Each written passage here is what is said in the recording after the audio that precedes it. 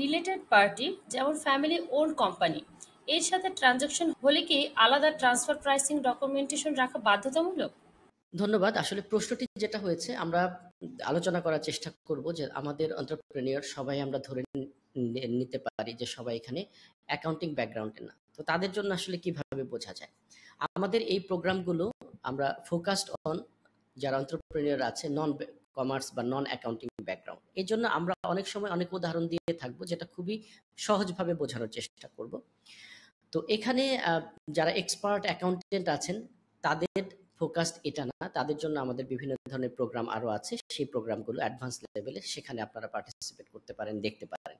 But এটা যারা একেবারেই কোনো রকম অ্যাকাউন্টিং নলেজ নাই, আমরা চেষ্টা করব তাদেরকে বোঝানোর জন্য। এই যে প্রশ্নটা, এটা একজন অ্যাকাউন্টিং যাদের নলেজ আছে তারা বুঝে গিয়েছেন অলরেডি যে কি প্রশ্ন করা হয়েছে। যাদের অ্যাকাউন্টিং ব্যাকগ্রাউন্ড নাই তাদের জন্য আমি সহজভাবে বলছি।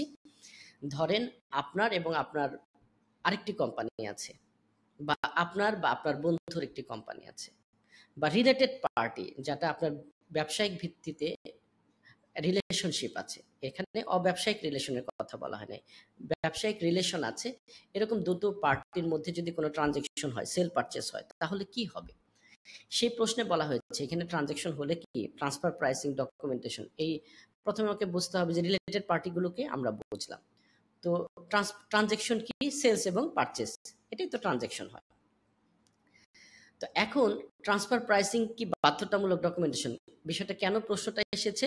নর্মালি আমরা হিউম্যান বিং কি হয়, যখন শিলা রহমান আমার বন্ধু, তার কোম্পানির সাথে যদি আমার কোনো রিলেশন থাকে, তাহলে দেখা যাচ্ছে যে আমরা কি করি, প্রফিট ইনক্রিজ করার সময় অনেক সময় আপার ইনভয়েস এবং আন্ডার ইনভয়েস করে ফেলি। তো এখানে যেটা বলা হয়েছে যে আপনাকে ওই রকম করা যাবে না। আপনার প্রফিট ইনক্রিজ করার জন্য সেলস পারচেজ যেটাই হোক, যে কোনো কারণের ক্ষেত্রে আপনার সততা বজায় রাখতে হবে এবং মার্কেটের যে ফেয়ার ভ্যালু সেইভাবে আপনাকে যে কোনো প্রাইসিং করতে হবে। অর্থাৎ আর্মস লেন্থ প্রিন্সিপাল বলে একে। একে যেটা আর্মসকে একদম সংকুচিত করে রাখা যাবে না। এটাকে আর্মস লেন্থ বলতে গেলে যেটা বোঝাচ্ছে যে আপনি যখন কোনো প্রাইসিং করবেন, ট্রানজাকশন করবেন, সেই ট্রানজাকশন অবশ্যই আপনাকে সততার সাথে সঠিকভাবে প্রাইসিংটা করতে হবে। অর্থাৎ দেখা গেল যে আপনি বিক্রি করছেন অন্য একটি কোম্পানিতে, যেটা মার্কেটের চাইতে ভ্যাট কম দেওয়ার জন্য আপনি আন্ডার ইনভয়েস করে ফেললেন। এই বিষয়গুলো যেন না হয়। আচ্ছা, তো এটা গেল মূল প্রশ্নটা ছিল। তো এটা কি মেনে চলতে হয়, এই প্রশ্নটা ছিল। এখন এখানে মেনে তো অবশ্যই চলতে হবে।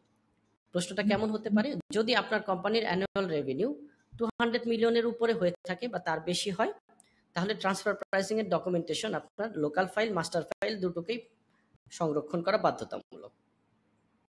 আর যদি কোম্পানিটি ছোট হয়, তাহলে সিম্পলিফাইড ডিসক্লোজার ফর্ম ওই রিটার্ন ফাইল করার সময় এইটুকু রাখলেই যথেষ্ট। রিটার্ন ফাইল করার সময় যে ডকুমেন্টসটা থাকে, এই ফাইলটা রাখলে আপনার জন্য যথেষ্ট হবে।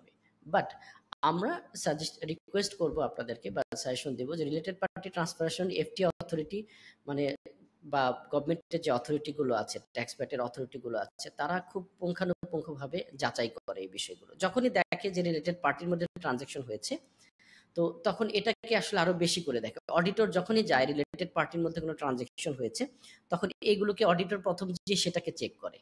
তো এই জন্য আপনি ভবিষ্যতে সেফটি প্র্যাকটিস করার জন্য, সেফ প্র্যাকটিসের জন্য আপনি ডকুমেন্টেশনগুলো আরো সুন্দরভাবে সংরক্ষণ করবেন, যেটা যাতে এই ধরনের কোনো ডিসপিউট কখনো খুঁজে না পাওয়া যায়।